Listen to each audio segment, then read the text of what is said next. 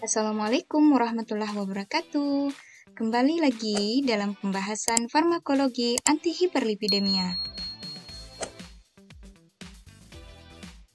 Yang pertama yang akan kita jelaskan yaitu apa itu hiperlipidemia. Hiperlipidemia merupakan pelepasan kadar lipid abnormal di dalam darah. Lipid di dalam tubuh terdiri atas kolesterol, free fatty acid atau asam lemak, trigliserida atau triasil gliserol, dan fosfolipid. Kolesterol merupakan komponen dari membran sel dan juga merupakan prekursor dalam pembentukan hormon. Trigliserida merupakan molekul yang terdiri atas gliserol dan 3 fatty acid, komponen utama di jaringan lemak tubuh atau jaringan adiposa, dan sebagai cadangan energi. Kemudian fosfolipid yang merupakan komponen utama penyusun membran sel.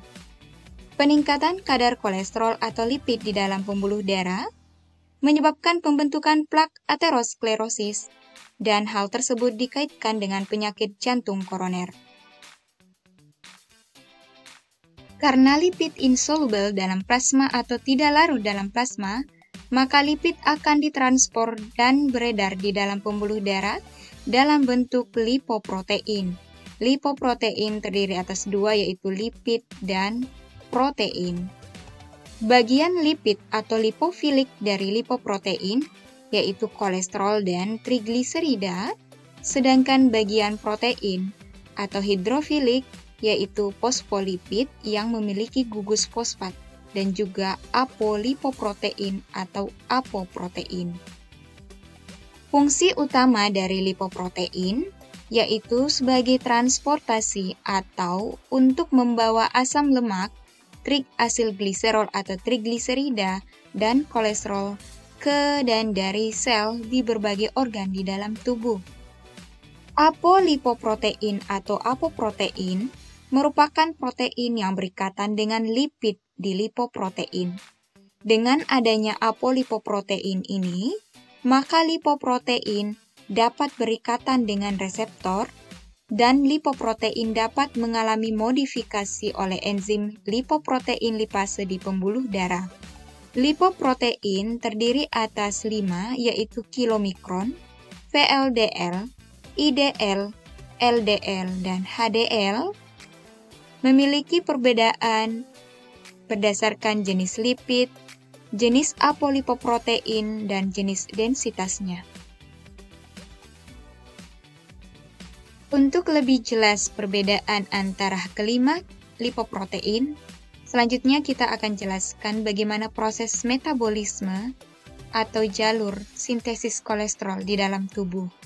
Kolesterol atau lipid di dalam tubuh dapat diperoleh melalui dua jalur, yaitu ekstrahepatik atau jalur eksogen dan juga jalur endogen atau intrahepatik. Pada jalur ekstrahepatik atau eksogen, kolesterol berasal dari makanan akan ditransport ke dalam pembuluh darah dalam bentuk kilomikron. Sedangkan pada jalur endogen, kolesterol ditransport ke dalam pembuluh darah dalam bentuk VLDL dan akan berubah menjadi LDL. Kilomikron merupakan lipoprotein yang membawa trigliserida tinggi dan spesifik mempunyai ApoB48. Di dalam pembuluh darah, trigliserida yang ada pada kilomikron akan diubah menjadi fatty acid oleh enzim lipoprotein lipase. Fatty acid akan disimpan ke dalam jaringan adiposa sebagai cadangan energi. Selanjutnya, kilomikron berubah menjadi kilomikron remnan dan dikembalikan ke hati dengan berikatan pada reseptor LDL, sehingga kolesterol yang ada pada kilomikron remnan akan disimpan ke dalam hepatosit. Pada jalur endogen, terdapat VLDL yang merupakan lipoprotein yang dibentuk di hati, terdiri atas kolesterol ester dan trigliserida. Spesifik memiliki ApoB100. Trigliserida yang ada pada VLDL akan diubah menjadi free fatty acid dan disimpan ke dalam jaringan adiposa. Selanjutnya VLDL berubah menjadi IDL dan berubah menjadi LDL. LDL merupakan lipoprotein yang membawa kolesterol tinggi. Sebagian besar dari LDL akan dikembalikan ke hati dan sebagian besar akan beredar di dalam pembuluh darah. Peningkatan kadar kolesterol LDL ini dikaitkan dengan pembentukan plak aterosklerosis di pembuluh darah. LDL dikenal sebagai lemak buruk karena LDL di dalam lapisan endotelium akan mengalami fagositosis oleh makrofag yang nantinya menghasilkan plak aterosklerosis. Selain kilomikron, VLDL, IDL, dan LDL, terdapat pula lipoprotein HDL yang dikenal sebagai lemak baik yang berfungsi mengambil kelebihan kolesterol yang ada pada kilomikron, VLDL, IDL, dan LDL, dan juga kelebihan kolesterol di jaringan tubuh, kemudian membawa kolesterol tersebut ke hati. Dengan demikian, HDL berfungsi untuk membersihkan kelebihan kolesterol di dalam tubuh. Untuk menurunkan kadar lipid atau kadar kolesterol di dalam tubuh, maka digunakanlah obat yang memiliki aktivitas antihiperlipidemia. Yang pertama, yaitu golongan statin. Statin memiliki mekanisme kerja dengan berikatan atau menghambat HMG-CoA reduktase. HMG-CoA reduktase merupakan enzim yang berfungsi mengubah HMG-CoA menjadi asam mevalonat, dan melalui jalur asam mevalonat inilah dihasilkan kolesterol di hati. Sehingga, dengan menghambat enzim HMG-CoA reduktase, maka hal tersebut akan mengurangi produksi kolesterol di hati.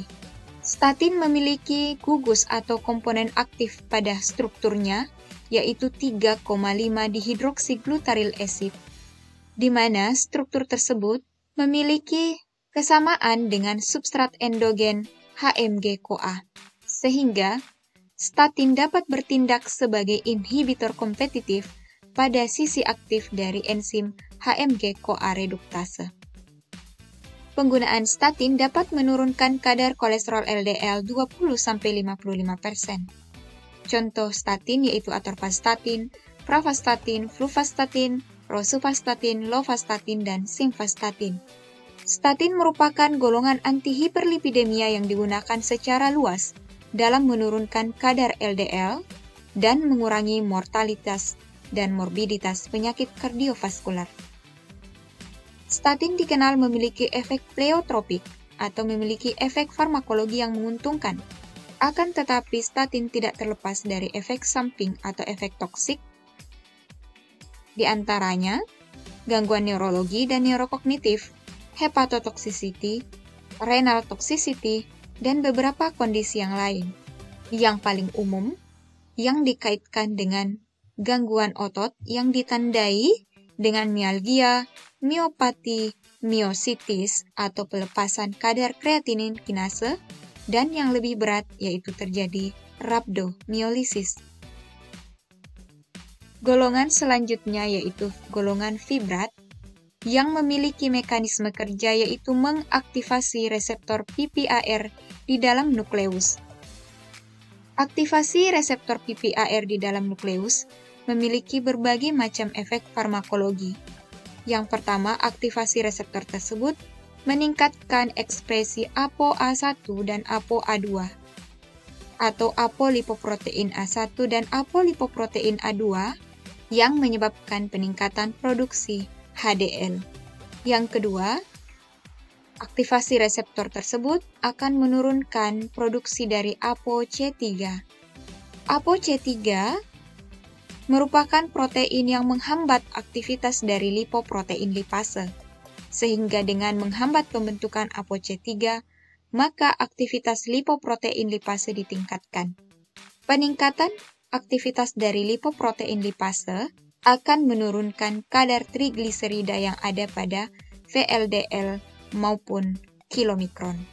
Selanjutnya, fibrat dapat menstimulasi uptake asam lemak seluler dan mengkonversi menjadi asil koenzim A melalui katabolisme jalur oksidasi. Penurunan sintesis asam lemak dan trigliserida akan menurunkan produksi VLDL, sehingga penggunaan golongan fibrat akan menurunkan kadar trigliserida di dalam tubuh.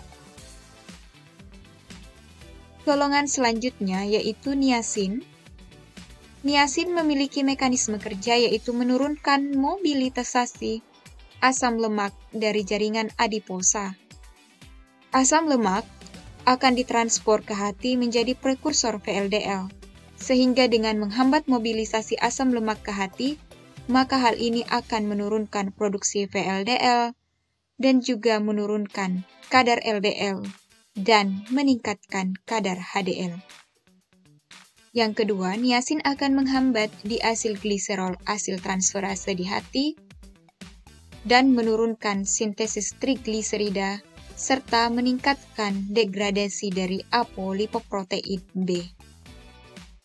Efek samping umum yang terjadi pada penggunaan niacin yaitu terjadi flushing atau kemerahan pada kulit, utamanya pada kulit wajah, dan rasa terbakar pada kulit. Hal tersebut disebabkan oleh niacin dapat mengaktifasi reseptor terkait protein G yang meningkatkan produksi prostaglandin E2 dan prostaglandin D2. Selanjutnya, terjadi peningkatan aktivasi reseptor PGE2 dan PGD2 yang akhirnya menyebabkan terjadinya vasodilatasi pembuluh darah kapiler. Hal tersebut dikaitkan dengan efek flushing atau timbulnya kemerahan pada wajah atau sensasi terbakar pada kulit. Kemudian resin. Resin dikenal sebagai golongan pengikat asam empedu. Asam empedu disimpan di kantong empedu dan disekresikan ke dalam usus halus selama proses pencernaan. Fungsi asam empedu di dalam saluran cerna yaitu melarutkan lemak yang berasal dari makanan dan melarutkan vitamin yang larut lemak untuk memfasilitasi proses penyerapannya. Asam empedu utamanya disintesis dari kolesterol melalui proses enzimatik di hati dengan bantuan enzim kolesterol 7-alfa-hidroksilase atau CYP7A1 dan oksisterol 7-alfa-hidroksilase atau CYP7B1. Setelah diekskresi ke dalam saluran cerna, asam empedu akan mengalami sirkulasi enterohepatik atau dikembalikan ke hati. Sekitar 95% asam empedu tersebut mengalami sirkulasi enterohepatik. Hal ini akan menghambat sintesis asam empedu di hati untuk mencegah akumulasi asam empedu di dalam tubuh. Obat golongan resin, contohnya kolestiramin dan kolestipol, akan mengikat asam empedu di dalam saluran cerna dan membuangnya melalui feses. Hal tersebut akan mengurangi sirkulasi enterohepatik dari asam empedu. Penurunan resirkulasi ini akan meningkatkan sintesis asam empedu di hati. Efek farmakologi dari golongan resin yaitu dapat menyebabkan penurunan kadar LDL di dalam sirkulasi sistemik. Efek samping dari penggunaan resin yaitu terkait gangguan gastrointestinal karena golongan resin tidak diabsorpsi setelah pemberian oral. Golongan selanjutnya yaitu penghambat absorpsi kolesterol, contohnya ezetimibe. Kolesterol yang berasal dari makanan di dalam saluran cerna akan mengalami emulsifikasi oleh adanya asam empedu. Selanjutnya, kolesterol atau sterol akan ditransport ke dalam enterosit atau sel di saluran cerna melalui protein transporter yang dikode oleh gen Niemann-Pick C1 like 1. Di dalam enterosit, kolesterol dengan lipid yang lain akan digabungkan untuk menghasilkan kilomikron. Ezetimibe memiliki mekanisme kerja, yaitu menghambat protein transporter NPC1L1. Hal ini akan menghambat proses absorpsi kolesterol di saluran cerna. Ezetimibe akan menurunkan kadar kolesterol total dan juga dapat menurunkan kadar LDL 15-20% setelah pemberian tunggal. Akan tetapi, penggunaan ezetimibe dapat menyebabkan gangguan fungsi hati dan juga menyebabkan terjadinya gangguan pada gastrointestinal. Golongan selanjutnya yaitu MTP inhibitor. MTP memiliki kepanjangan microsomal triglyceride transfer protein, merupakan suatu protein yang berfungsi untuk menggabungkan ApoB dengan trigliserida di hepatosit maupun di enterosit. Penggabungan antara ApoB dengan trigliserida di hati akan menghasilkan VLDL. Penggabungan antara ApoB dan trigliserida di enterosit akan menghasilkan kilomikron. Contoh dari MTP inhibitor yaitu lomitapid. Lomitapid memiliki mekanisme kerja menghambat proses penggabungan antara trigliserida dengan ApoB baik di hepatosit maupun di enterosit. Hal tersebut akan menghambat pembentukan VLDL maupun kilomikron. Efek samping yang umum terjadi pada penggunaan MTP inhibitor, yaitu gangguan gastrointestinal dilaporkan terjadi pada 30% pasien yang menggunakan obat ini, dan terjadi akumulasi trigliserida di hepatosit, menyebabkan gangguan fungsi hati. Selanjutnya, inhibitor nukleotida, contohnya mipomersen, yang merupakan second generation antisense oligonukleotida yang memiliki target yaitu menghambat pembentukan ApoB100. Mipomersen memiliki mekanisme kerja yaitu berikatan dengan messenger RNA yang mengkode ApoB100 di hati. ApoB100 merupakan protein atau apolipoprotein yang berperan dalam proses pembentukan VLDL di hati. Ikatan mipomersen dengan messenger RNA menyebabkan mRNA didegradasi oleh ribonuklease dan mRNA tidak ditranslasi. Hal ini menyebabkan protein ApoB100 tidak terbentuk. Setelah injeksi subkutan, mipomersen mencapai konsentrasi plasma maksimum 3-4 jam dengan waktu tes setengah 1-2 bulan, sehingga obat ini dapat terakumulasi di hati dan berpotensi menyebabkan terjadinya kerusakan hati. Yang terakhir yaitu inhibitor PCSK9. Apa itu PCSK9? PCSK9 dengan kepanjangan proprotein konvertase subtilin keksin type 9 merupakan suatu enzim yang berfungsi untuk mendegradasi reseptor LDL di permukaan sel hepatosit di hati. Peningkatan kadar PCSK9 akan meningkatkan degradasi dari reseptor LDL dan menurunkan proses pembersihan kadar LDL dari sirkulasi sistemik. Oleh karena itu, penggunaan PCSK9 inhibitor, contohnya alirosumab, yang merupakan antibodi monoklonal, akan mengikat PCSK9 sehingga menghambat degradasi dari reseptor LDL. Dengan penghambatan pada degradasi reseptor LDL inilah akan menyebabkan peningkatan pembersihan kolesterol LDL dari sirkulasi sistemik. Dengan kata lain, PCSK9 inhibitor secara signifikan mengurangi kadar LDL kolesterol di dalam sirkulasi sistemik. Thank you for your attention. Sampai ketemu pada video selanjutnya. Terima kasih. Assalamualaikum warahmatullahi wabarakatuh.